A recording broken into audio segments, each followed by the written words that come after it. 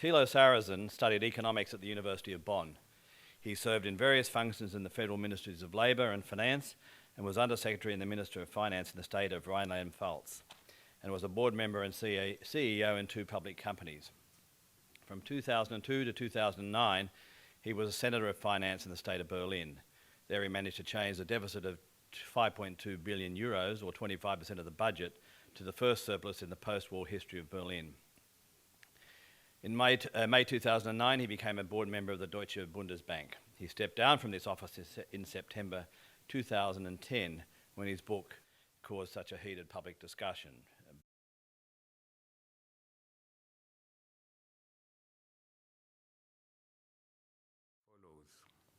The code of conduct in a society, which is not laid down by law, varies over time. It is to a large degree implicit and not subject to formal or even openly discussed rules. But those members who do not observe it run the risk of being excluded from the so-called good society. Having and expressing the right set of opinions about certain scientific, social, and political questions is an important part of this code of conduct. Most people want to observe the prevailing code of conduct, but being busy with their jobs and their families, they have no informed opinion on their own on most matters.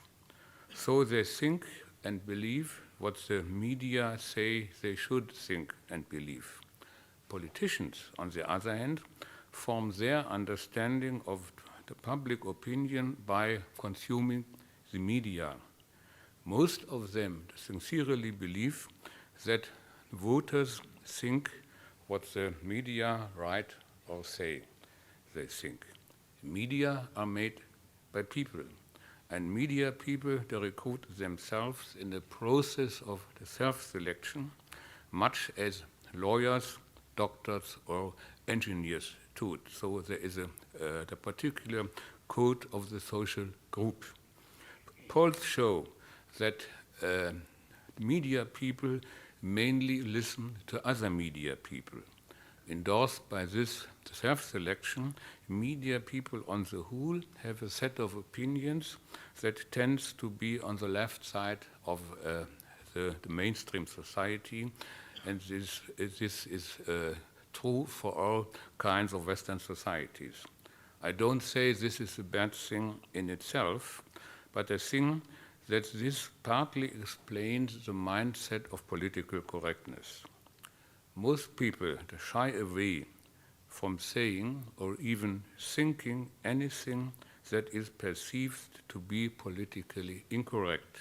So the mechanics of political correctness prevent the expression of dissenting the opinions, notwithstanding the formal freedom of speech. It even stops the generation of incorrect thoughts. The prevailing themes of political correctness are deeply ingrained in the, to some degree, unconscious mindset of the political class and of the media. Reflecting on the direction to my book, I identified 13 themes which constitute the main body of political correctness in Germany. My book violated, as I discovered in hindsight, every single one of them. Here is a list of political correctness in Germany. I think the list describes the truth, but it takes some irony or sense of the humor to really understand it fully. The problem lies not in any single item on this list, but in their combination, in their rigid application to political thinking and to any form of the publicly expressing oneself. And here is a list. First, inequality is bad. Equality is good. Second, the secondary virtues like industriousness, the precision, the punctuality are of no particular value. Competition is morally questionable, except in sports, because it promotes inequality. Third, the rich should feel guilty. Exception, rich people who have earned their money as athletes or pop stars. Fourth, different conditions of life has nothing to do with people's choices, but with the circumstances they are in. Fifth, all cultures are of equal rank and value.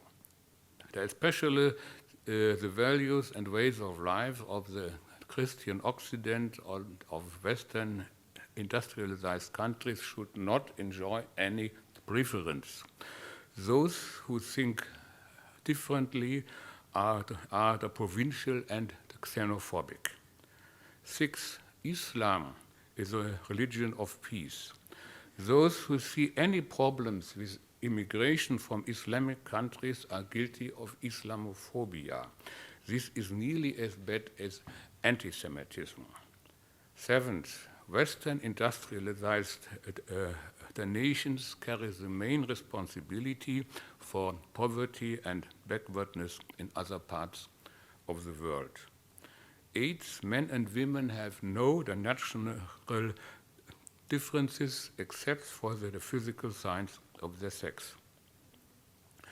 Ninth, the human abilities depend mainly on training and education. The inherited differences play hardly any role. Tenth, there are no differences between peoples and races except for their physical appearance. 11th, the nation state is an outdated model. The national identities and the peculiarities have no particular value. The national element as such is rather bad. It is at any rate not worth preserving. The future belongs to the world society. 12th, all people in the world do not only have equal rights, they are in fact equal. They should at least all be eligible for the benefits of the German welfare state. This is no joke. There are people in the Germany who think just that. 13th, children are an entirely private affair.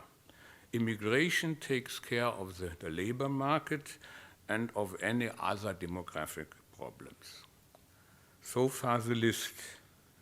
In this condensed form, it sounds like a joke, but it is not a joke.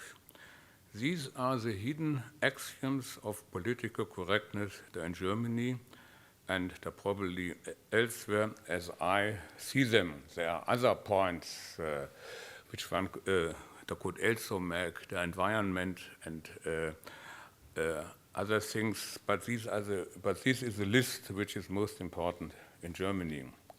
Every item on this list has for those who propose it a high emotional value, and therefore is always a danger of injuring those people if